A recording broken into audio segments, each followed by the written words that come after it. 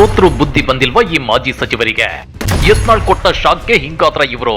ತಿರುಕನ ಕನಸು ಕಾಣೋಕೆ ಯಾರ ಅಡ್ಡಿಯೂ ಇಲ್ವಾ?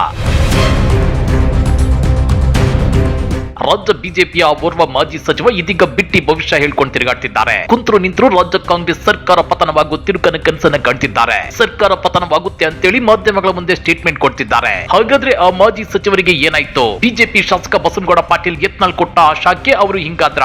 ಅಷ್ಟಕ್ಕೂ ಯಾರದು ಬಿಜೆಪಿಯ ಮಾಜಿ ಸಚಿವ ಅಂದ್ರ? ಅದನ್ನ ಡೀಟೇಲ್ ಆಗಿ ತೋರಿಸ್ತೀವಿ. ಆದ್ರೆ ಅದಕ್ಕಿಂತ ಮೊದಲು ನಮ್ಮ ಚಾನೆಲ್ ಅನ್ನು ಸಬ್ಸ್ಕ್ರೈಬ್ ಮಾಡ್ಕೊಳ್ಳಿ.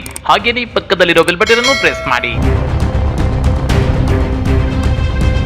ಕರ್ನಾಟಕದಲ್ಲಿ ಕಾಂಗ್ರೆಸ್ 135 ಸೀಟುಗಳ ಅಭೂತಪೂರ್ವ ಗೆಲುವನ್ನು ಸಾಧಿಸಿದ್ದೇ ತಡ ಬಿಜೆಪಿ ನಾಯಕರ ಮೀಟರ್ ಆಫ್ ಆಗಿತ್ತು. ಆವತ್ತಿಂದಲೇ ಈ ಸರ್ಕಾರ ಪತನವಾಗುತ್ತೆ, ಈ ಸರ್ಕಾರ ಬಿದ್ದು ಹೋಗುತ್ತೆ ಅನ್ನೋ ಬಿಟ್ಟಿ ಭವಿಷ್ಯಗಳನ್ನ ಹೇಳ್ಕೊಂಡು ಬರ್ತಿದ್ದಾರೆ. ಅಂತ ಬಿಜೆಪಿ ನಾಯಕರಲ್ಲಿ ಮಾಜಿ ಸಚಿವ ಮುರುಗೇಶ್ ನಿರಾಣಿ ಕೂಡ ಒಬ್ರು. ಹೌದು ವೀಕ್ಷಕರೇ, ಕಳೆದ ವಿಧಾನಸಭಾ ಚುನಾವಣೆಯಲ್ಲಿ ಅತ್ಯಂತ ಹೀನಾತಿಹೀನವಾಗಿ ಸೋತಿರೋ ಮಾಜಿ ಸಚಿವ ಮುರುಗೇಶ್ ನಿರಾಣಿ ಅವರು ತೀರಾ ನಿರಾಸೆಗೆ ಒಳಗಾಗಿದ್ದಾರೆ. ಇವರು ದಿನ ಬೆಳಗ್ಗೆ ನಿದ್ರೆಯಿಂದ ಎದ್ದ ಕೂಡಲೇ ರಾಜ್ಯದಲ್ಲಿರೋ ಕಾಂಗ್ರೆಸ್ ಸರ್ಕಾರ ಬಿದ್ದು ಹೋಗುತ್ತೆ ಅನ್ನೋ ಅಗಲುಗನಸನ್ನ ಕಾಣ್ತಿದ್ದಾರೆ. ಆದ್ರೆ ಅದು ಹೇಗೆ ಕಾಂಗ್ರೆಸ್ ಸರ್ಕಾರ ಬಿದ್ದು ಹೋಗುತ್ತೆ ಅಂತ ಕೇಳಿದ್ರೆ ಅದಕ್ಕೆ ಅವರು ಕೊಡೋ ಆನ್ಸರ್ ಏನ್ ಗೊತ್ತಾ? ನೋಡ್ತಾ ಇರಿ, ಅತ್ಯಂತ ಕಡಿಮೆ ಸಮಯದಲ್ಲಿ ಈ ಸರ್ಕಾರ ಏನಾಗ್ತದೆ ಅನ್ನೋದು ಅಬ್ಸರ್ವ್ ಅದನ್ನ ಅಬ್ಸರ್ವ್ ಕಾದು ನೋಡಿ. ಈ ಸರ್ಕಾರವನ್ನು ಕೆಡಲಿಕ್ಕೆ ಭಾರತೀಯ ಜನತಾ ಪಾರ್ಟಿ ಯಾವುದೇ ರೀತಿಯಿಂದ ಪ್ರಯತ್ನ ಮಾಡ್ತಾ ಇಲ್ಲ.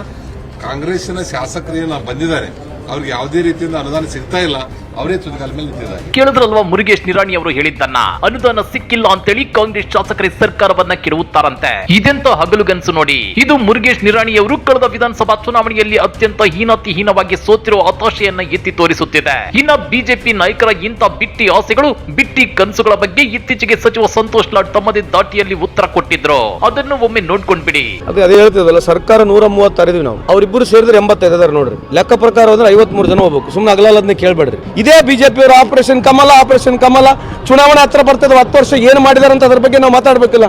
Please pose a question which is much more important for next elections. ಈಗ ಸರ್ಕಾರ ಬಂದಾಗಿದೆ, 136 ಸೀಟ್ ಇದಾವೆ.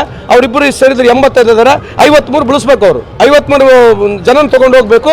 ಆ ಸಾಧ್ಯತೆ ಇದ್ರೆ ಅವ್ರು ಮಾತಾಡ್ಲಿ. ಸುಮ್ಮನೆ ಅಗ್ಲಾಲಿ ಇದ್ರ ಬಗ್ಗೆ ಎಷ್ಟಂತ ಮಾತಾಡ್ಬೇಕು, ನಮಗೆ ಸಾಕಾಗ್ಬಿಟ್ಟದೆ. ಹಾಗಾದ್ರೆ ಮುರುಗೇಶ್ ನಿರಾಣಿ ಅವರು ಹೇಳಿದಂತೆ ರಾಜ್ಯ ಕಾಂಗ್ರೆಸ್ ಸರ್ಕಾರ ಪತನವಾಗೋಕೆ ಸಾಧ್ಯವಾಗುತ್ತಾ? ಮತ್ತು ಇಂಟ್ರೆಸ್ಟಿಂಗ್ ವಿಚಾರ ಏನಂದ್ರೆ, ಮುರುಗೇಶ್ ನಿರಾಣಿ ಅವರು ಕಳೆದ ವಿಧಾನಸಭಾ ಚುನಾವಣೆಯಲ್ಲಿ ಕಾಂಗ್ರೆಸ್ನ ಜೆಟಿ ಪಾಟೀಲ್ ಅವರ ವಿರುದ್ಧ ಅತ್ಯಂತ ಹೀನಾತಿಹೀನವಾಗಿ ಸೋಲಕ್ಕೆ ಯಾರು ಕಾರಣ? ಯತ್ನಾಳ್ ಮತ್ತು ಮುರುಗೇಶ್ ನಿರಾಣಿ ಅವರ ಮಧ್ಯೆ ಕೋಲ್ಡ್ ವಾರ್ ಇರೋದು ನಿಮ್ಗೆಲ್ಲ ಗೊತ್ತೇ ಇದೆ. ಹಾಗಾದ್ರೆ ಯತ್ನಾಳ್ ಅವರನ್ನ ಸೋಲಿಸೋಕೆ ನಿರಾಣಿ ಯತ್ನಿಸಿ ತಾವೇ ಚುನಾವಣೆಯಲ್ಲಿ ಸೋತರ ಅನ್ನೋ ಅನುಮಾನಗಳು ವ್ಯಕ್ತವಾಗ್ತಿವೆ. ಅಷ್ಟೇ ಅಲ್ಲ, ಇತ್ತೀಚೆಗೆ ಯತ್ನಾಳ್ 10 ಕೋಟಿ ಬಾಂಬ್ ಅನ್ನು ಸ್ಫೋಟಿಸಿದ್ರು. ಹೀಗಾಗಿ ಆ ಮಾಜಿ ಸಚಿವ ಯಾರು ಅನ್ನೋ ಅನುಮಾನಗಳು ಹುಟ್ಕೊಂಡಿವೆ. ಅಷ್ಟಕ್ಕೂ ಯತ್ನಾಳ್ ಹೇಳಿದ್ದೇನ್ ಗೊತ್ತಾ? ನಮ್ಮ ಗುರುಗಳಿಗೂ 10 ಕೋಟಿ ರೂಪಾಯಿ ಲೆಟರ್ ತಗೊಂಡು ಅಲ್ಲಿ ಹೊಸಪೇಟೆಯಲ್ಲೇ ಬಂದಿದ್ರು. ಒಬ್ಬ ಮಂತ್ರಿ ನಮ್ಮ ಸಮಾಜದವನೇ. ಗುರುಗಳು ಹೇಳಿದ್ರು, 10 ಕೋಟಿ ರೂಪಾಯಿ ನನ್ನ ಸಮುದಾಯದ ಮೀಸಲಾತಿ ಹೋರಾಟವನ್ನ ಮಾರಾಟ ಮಾಡ್ಲಿಕ್ಕೆ ನಾನು ಇಟ್ಟಿಲ್ಲ ಅಂತ ಮಾತನ್ನ ಅವತ್ತು ಗುರುಗಳು ಹೇಳಿದ್ರು. ಹಾಗಾದ್ರೆ ಯತ್ನಾಳ್ ಹೇಳಿದ ಲಿಂಗಾಯತ ಮುಖಂಡ ಮತ್ತು ಮಾಜಿ ಮಂತ್ರಿ ಯಾರು? ಅವರು 2A ಮೀಸಲಾತಿಯನ್ನ ಕೈಬಿಡುವಂತೆ ಮಾಡಲು ಸ್ವಾಮೀಜಿಗಳಿಗೆ 10 ಕೋಟಿ ರೂಪಾಯಿ ಲೆಟರ್ ತಗೊಂಡು ಹೋಗಿದ್ರ? ಇದಕ್ಕೆ ಬಸನಗೌಡ ಪಾಟೀಲ್ ಯತ್ನಾಳ್ ಅವರೇ ಉತ್ತರ ಮತ್ತು ಮತ್ತಷ್ಟು ಸ್ಪಷ್ಟನೆ ಕೊಡಬೇಕಾಗಿದೆ. ಇನ್ನ ಈ ಹಿಂದಿನ ಯತ್ನಾಳ್ ಆರೋಪಗಳ ಬಗ್ಗೆ ಮುರುಗೇಶ್ ನಿರಾಣಿ ಅವರನ್ನ ಕೇಳಿದ್ರೆ ಅವರು ಅದೇಗೆ ಉತ್ತರ ಕೊಡದೆ ಜಾರಿಕೊಂಡ್ರು ಅನ್ನೋದನ್ನ ಒಮ್ಮೆ ನೋಡ್ಕೊಂಡ್ಬಿಡಿ.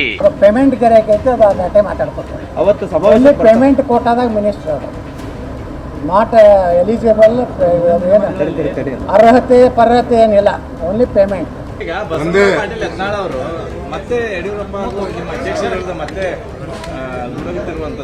ಸಂಧಾನ ಆದ್ರೂ ಕೂಡ ಈಗ ನೀವು ಅಭಿವೃದ್ಧಿ ಬಗ್ಗೆ ಕೇಳಿದ್ರಿ, ಅಲ್ಲಿ ಏನು ಇರುತ್ತೆ ಇರುವಂತವ್ರ ಬಗ್ಗೆ ನಿಮ್ಮ ಪಾರ್ಟಿಯವರೇ ಅಧ್ಯಕ್ಷರು ಒಬ್ಬರು ರಾಷ್ಟ್ರೀಯ ಕೆಲವೊಬ್ರು ಎಕ್ಸೆಪ್ಷನಲ್ ಅಂತ ಇರ್ತಾರೆ. ಆ ಎಕ್ಸೆಪ್ಷನಲ್ ಬಗ್ಗೆ ಅಷ್ಟು ಶಾಂತವಾಗಿರೋದು ಒಳ್ಳೆಯದು. ಪ್ರತ್ಯೇಕ ಉತ್ತರ ಕರ್ನಾಟಕ ಪ್ರತ್ಯೇಕ ರಾಜ್ಯ ಆಗಬೇಕನ್ನುವಂತ ಮಾತನ್ನು ಕೂಡ ಹೇಳ್ತಾ ಇದ್ದಾರೆ. ಅಭಿವೃದ್ಧಿ ಹಾಗಾದ್ರೆ ಆಧಾರವಿಲ್ಲದ, ನಂಬಲು ಅಸಾಧ್ಯವಾದ ಸರ್ಕಾರ ಬೀಳುತ್ತೆ ಅನ್ನೋ ಸುದ್ದಿಯನ್ನ ಅಷ್ಟು ಖಡಕ್ ಆಗಿ ಹೇಳೋ ಮಾಜಿ ಸಚಿವ ಮುರುಗೇಶ್ ನಿರಾಣಿ ಅವರು ಯತ್ನಾಳ್ ಅವರ ಬಗ್ಗೆ ಕೇಳಿದ್ರೆ ಅದಕ್ಕೆ ಉತ್ತರ ಕೊಡ್ತಿಲ್ಲ.